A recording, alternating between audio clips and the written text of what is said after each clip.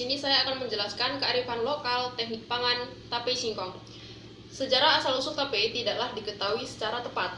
Ada pendapat mengatakan bahwa tape berasal dari makanan kaum Jawa. Di Jawa, tape dikenal sebagai tapai singkong atau tape telo.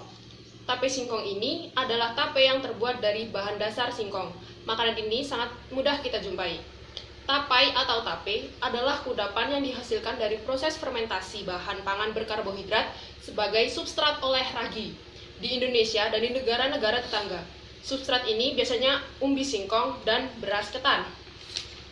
Tape singkong juga sering kita jumpai di desa atau di kampung. Contohnya Mbah Ngatirah dari kampung Harapan Rejo yang masih memproduksi tape singkong ini untuk dipasarkan. Bahan dan alat dari pembuatan tape singkong tersebut, yang pertama dari bahan adalah air secukupnya, daun pisang, ragi yang telah dihaluskan, dan singkong. Alatnya meliputi baskom, kain lap, kompor dan tungku, panci kukus, penyaring, piring, pisau, sendok, dan garpu. Untuk cara proses pembuatannya, membuat tape singkong, kulit umbi singkong harus dibuang terlebih dahulu, umbi yang telah dikupas lalu dicuci. Dikukus, kemudian dinginkan lalu tempatkan pada keranjang atau wadah yang sudah disiapkan dan dilapisi daun pisang.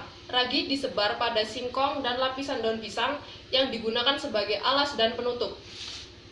Keranjang tersebut kemudian diperam pada suhu 28-30 derajat Celcius selama 2-3 hari. Pembuatan tape memerlukan kecermatan dan kebersihan yang tinggi agar singkong dapat menjadi lunak karena proses fermentasi yang berhasil dan berlangsung baik. Ragi adalah bibit jamur yang digunakan untuk pembuatan tapai. Agar pembuatan tape berhasil dengan baik, alat-alat dan bahan-bahan yang digunakan haruslah bersih, terutama dari lemak ataupun minyak. Alat-alat berminyak jika dipakai untuk mengolah bahan tape tersebut bisa menyebabkan kegagalan dalam proses fermentasi tape tersebut. Air yang digunakan juga haruslah bersih. Menggunakan air hujan bisa mengakibatkan tape tidak berhasil untuk dalam proses pembuatan. Adapun keunggulan dan kelemahan tape, yang pertama, keunggulan tape dapat meningkatkan kandungan vitamin B1 atau tiamina.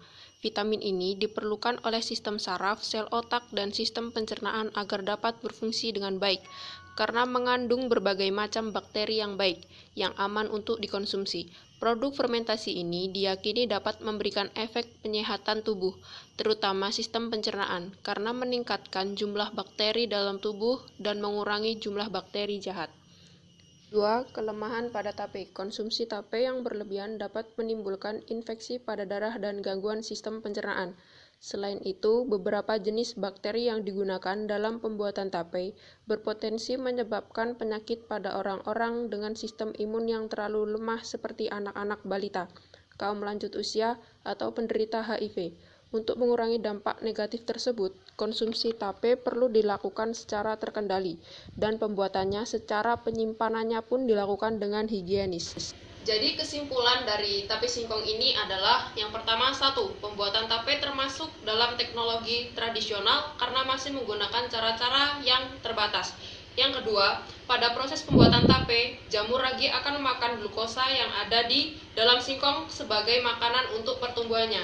Yang ketiga, dalam pembuatan tape, ragi mengeluarkan enzim yang dapat memecah karbohidrat pada singkong menjadi gula yang lebih sederhana.